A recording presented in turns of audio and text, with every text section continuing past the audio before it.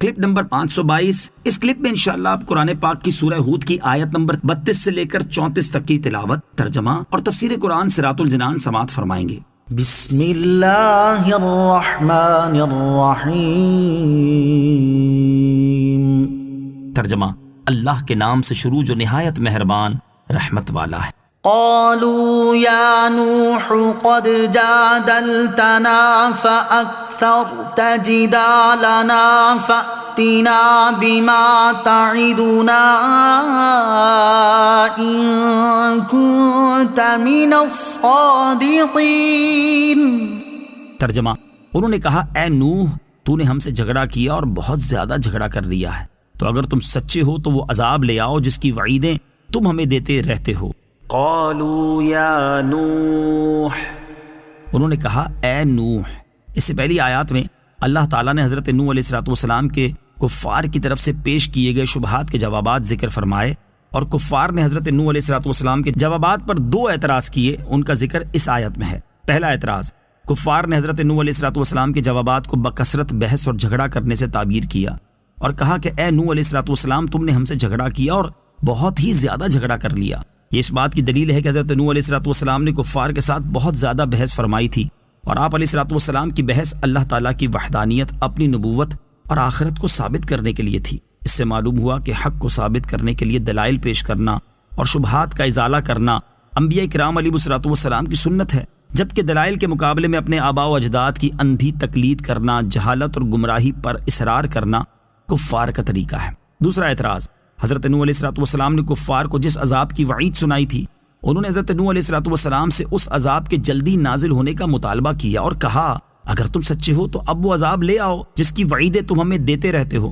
حضرت نوح علیہ السلام کی طرف سے کفار کے ان اعتراضات کا جواب اگلی آیت میں مذکور ہے۔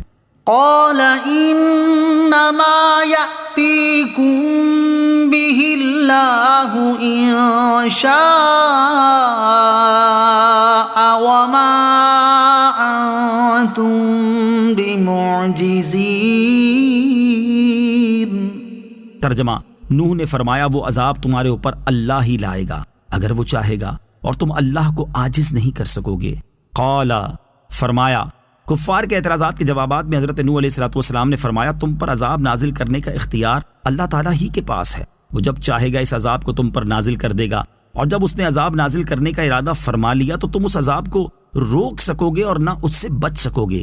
اس سے معلوم ہوا کہ کفر یا بد عملی پر عذاب آنا ضروری نہیں، بلکہ یہ اللہ تعالیٰ کے ارادے پر موقوف ہے۔ وَلَا يَنفَعُكُمْ نُصْحِي إِنْ أَرَدْتُ أَنْ أَنصَحَ لَكُمْ إِنْ كَانَ اللَّهُ يُرِيدُ أَنْ يُغْوِيَكُمْ هُوَ رَبُّكُمْ وَإِلَيْهِ تُرْجَعُونَ۔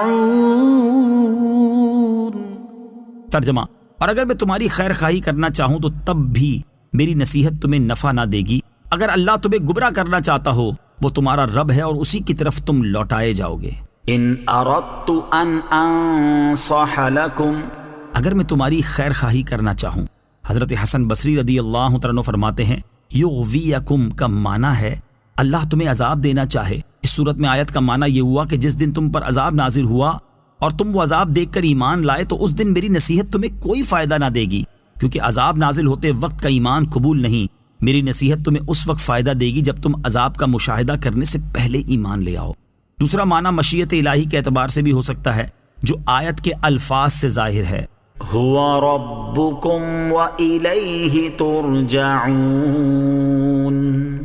وہ تمہارا رب ہے اور اسی کی طرف تم لوٹائے جاؤ گے، یعنی تمہارا خدا وہی ہے جس نے تمہیں پیدا کیا اور تمہاری پرورش کی۔ وہ تمہاری موت سے پہلے اور موت کے بعد دونوں حالتوں میں تمہاری ذات اور صفات میں تصرف کرنے کا پورا اختیار رکھتا ہے، اور مرنے کے بعد تمہیں اسی کی طرف لوٹ کر آنا ہے۔ یہ آیت اللہ تعالیٰ کی گرفت سے ڈرانے میں انتہائی مفید ہے۔